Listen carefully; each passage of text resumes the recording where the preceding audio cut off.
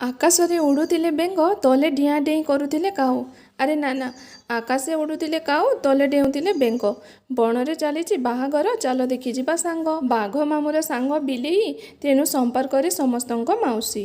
Invite କରିଛି ବୋଲି ବାଘ ମାମୁଁ, ବାହା ଭୋଜି ଖାଇବା ପାଇଁ ପୁଷି ସହିତ ଧାଇଁ ଆସିଛୁ ମିଶି। ବାଘ ମାମୁଁ ଝିଅର ବାହାଘର, ସେଥିଲାଗି ଶୋଭା ପାଉଛି ଜଙ୍ଗଲର। ରୋଷେଇଆ ଥିଲେ ଆମ ଠେକୁଆ, ରୋଷେଇ କରିଥିଲେ ଭାରି ବଢ଼ିଆ।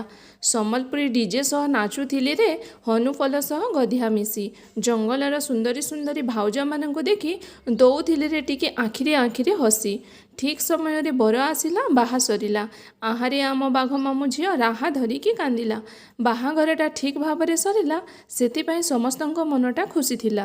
ନବବଧୂକୁ ଆଶୀର୍ବାଦ ଦେଇ ଖୁସିରେ ଖୁସିରେ ବିଦାୟ ଗଲେ ଦେଇ।